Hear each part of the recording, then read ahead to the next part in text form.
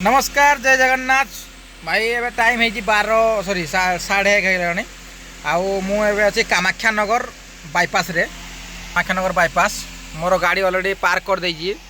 सेपट line सेपट साइडटा आउ एपट side रे मु अच्छी तो आमर कौन हो 3 घंटा रे स्टॉपेज आधा घंटा तो 3 घंटा मोर ऑलरेडी हो गलानी आधा घंटा स्टॉपेज हेबो ये माने रेस्ट नेबा टिके बसवा टायर फायर टिके चेक करदे चेक तो